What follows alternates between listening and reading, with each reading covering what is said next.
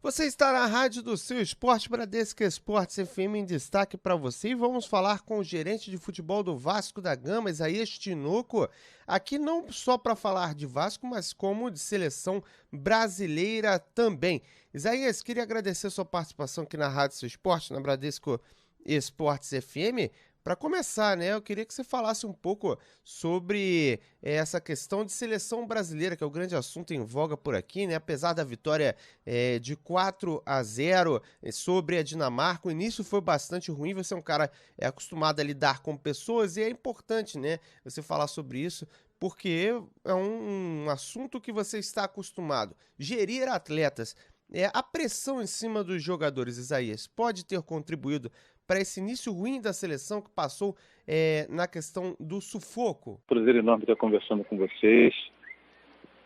Falando claramente, são coisas que podem acontecer. A reação das pessoas e se submetendo a uma pressão intensa pode alterar realmente, né? Mas eu gosto sempre de ratificar que quem está lá dentro é que pode fazer uma diagnose melhor do processo, já que não são atletas tão jovens assim. Tem atletas de grandes equipes internacionais, do Brasil, Espanha, enfim. E aí a gente tem que avaliar isso, mas quem está lá dentro no dia a dia que pode dizer alguma coisa.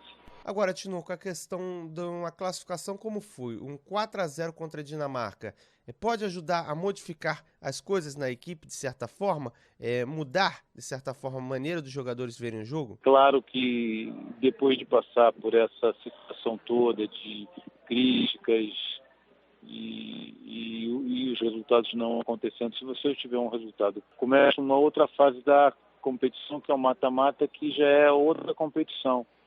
E aí, então, há tendência a haver uma melhora, até porque vai haver uma autoestima maior de todos os membros da seleção brasileira. Agora, é interessante isso, né? Porque o Neymar joga no Barcelona, né? Como fazer com que esses atletas, Tinoco, possam entender que às vezes tem que se esquecer o jogo individual em detrimento de um grupo, mesmo com esse resultado positivo contra a Dinamarca, ainda é algo que tem que ser evoluído no jogo coletivo. Como que um atleta entende isso, Isaías? Eu acho que a crise hoje na seleção brasileira, uma crise de comando, não é uma crise técnica e disciplinar, é uma crise de comando. Quer dizer, eu dou aqui como exemplo o Vasco com a gestão do Dr. Eurico Miranda, que tem um comando e todos obedecem e cumprem esse comando. Então, se você me parece que agora as coisas vão entrar nos eixos, entendeu? Mas é normal, quando as pessoas não identificam o comando, acontecer esse tipo de reação. Olha, Isaías, e tivemos a presença do Tite em vários treinos, inclusive na preparação. Isso pode interferir na maneira do técnico sub-23, o Rogério Micali, escalar ou mexer nos atletas? O que você acha desse assunto? Primeiro, tem que ter muito cuidado, porque você está falando de dois profissionais já de ponta nível de seleção brasileira. Em segundo lugar, existem atletas com uma qualificação rara, né, que são atletas de primeiro nível. Então, tem que haver uma diagnose perfeita de quem está lá dentro, de quem está acompanhando o dia a dia, né? A gente está aqui falando sobre suposições, aquilo que pode acontecer, mas às vezes você chega dentro e encontra alguns focos de tensão. Será que a seleção está se posicionando de uma forma coletiva em busca da medalha olímpica, do ouro olímpico, ou será que cada um está jogando para se proteger ou para se lançar no mercado? Essas são questões que são cruciais e que merecem a maior atenção do mundo. Agora, o Neymar jogou diferente nesse jogo, né? Mais armando a equipe, praticamente um 4-2-4. Ele pode ter chegado depois, né? Ele chegou depois da seleção. Isso pode ter atrapalhado um pouco no início. Como é que você vê esse jogador? Pode atrapalhar. Em primeiro lugar, craque não é empecilho. Craque é sempre uma solução. Agora, você tem que levar em consideração alguns aspectos. Neymar está em retorno de férias, início de campanha, não teve uma temporada minimamente adequada, está fazendo um esforço para atuar e está num ritmo diferente dos outros atletas. Enfim, você tem que ter o maior cuidado ao avaliar isso e ao pesar isso, porque o craque nunca é demais. Eu vejo pessoas dizendo, comparando o Neymar que joga no Barcelona, o Neymar que joga na seleção, e o Neymar é um só, ele vai render de acordo com aquilo que ele pode. A gente em futebol, a gente no esporte, a gente trabalha com estímulo-resposta. E evidentemente que hoje você comparando, alguns jogadores da seleção estão num ciclo diferente do dele. Os jogadores que jogam no Brasil, que jogam em outros países em que o calendário é de janeiro a dezembro, fatalmente estão num ciclo diferente do dele. E é muito difícil o preparador físico ele coordenar essas coisas todas. É muito complicado, entendeu? Então, a gente tem que ter o maior cuidado quando se fala disso e realmente essas coisas podem acontecer. Agora, o Isaías Tinoco, gerente do Vasco da Gama, queria te perguntar o seguinte, sobre as estruturas do Cruz Maltino, temos algumas sendo inauguradas nessa semana, respaldo fora de campo, o Jorginho falou sobre esse assunto, o Nenê falou sobre esse assunto, pode ajudar dentro de campo também, Tinoco? Primeiramente, o Vasco vem fazendo uma reformulação na parte da administração do clube. Trouxe, assim que essa atual diretoria voltou de volta a São Januário, a divisão de base, e a divisão de base se qualificou, vem formando atletas, vem colocando atletas no time de cima.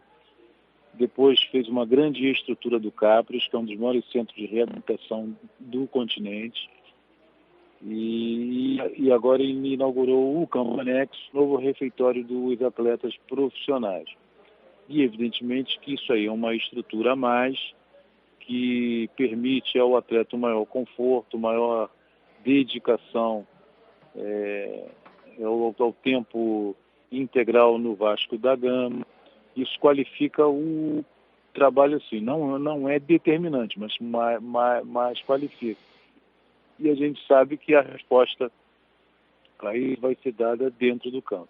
Isaías Tinoco, gerente de futebol do Vasco da Gama, conversando aqui na Rádio Seu Esporte. Queria agradecer a sua participação aqui em 91.1 Bradesco Esportes FM. Queria emendar uma última perguntinha para você, né? A gente tem um Vasco que terminou o primeiro turno na primeira colocação. A gente tem a perspectiva de que os reforços possam chegar assim, a ter uma sequência de jogos, como é o caso do Ederson, que chegou bem, né, até surpreendendo o torcedor, o caso do Júnior Dutra, que acabou tendo um problema estomacal, e até o Felipe Gabriel pode chegar nesse segundo turno. Qual a projeção que vocês fazem desse time para já chegar 200% contra o Sampaio Corrêa? Como é que vocês estão vendo isso? E para a sequência do ano, o que vocês esperam?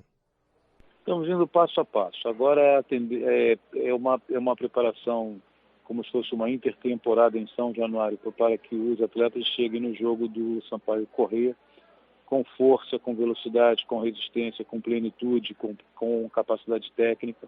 E aí sim a gente conquista esses 3 pontos do Sampaio Corrêa que são fundamentais para a gente distanciar ainda mais do segundo colocado. O jogo do Sampaio Corrêa é um jogo de fundamental importância. A gente está indo passo a passo, primeiro pensando no jogo do dia 20, depois a gente pensa nos outros jogos, e esse jogo do Sampaio Corrêa, a gente começou basicamente uma intertemporada, treinando em São Januário, com toda a estrutura que o clube nos permite, visando qualificar a nível físico, a nível técnico, a nível tático, os nossos atletas, para que encarem esse jogo do Sampaio Corrêa, assim se distanciar do segundo colocado um pouco mais. Mas a perspectiva é fazer o máximo e fazer isso com uma distinção de a cada jogo a gente pensar de um jeito e trabalhar forte para que a gente possa dar alegria à nossa torcida, enfim. Esse é o foco principal. Agora, Isaías, só queria me aproveitar para fazer apenas mais uma última pergunta que me veio na mente agora. O seguinte, Vocês trazem o Ederson, dá certo. Trazem o Júnior Dutra, vira boa opção. Vocês trazem jogadores e praticamente todos acabam se acertando de alguma maneira no time. Você, como gerente de futebol que está ali, intermediando essas situações, como você se sente com isso? Me sinto bem. Apesar que é um trabalho conjunto de toda a diretoria. Eu, como gerente de futebol, cumpro o planejamento da direção. E a gente tem sido pontual, a gente tem que dar o mercado de uma forma pontual e fazendo com que as coisas sejam bem feitas. É assim que a gente se sente, com prazer. Tá certo, Isaías Tinoco, queria agradecer sua participação aqui na Rádio do Seu Esporte. Nada.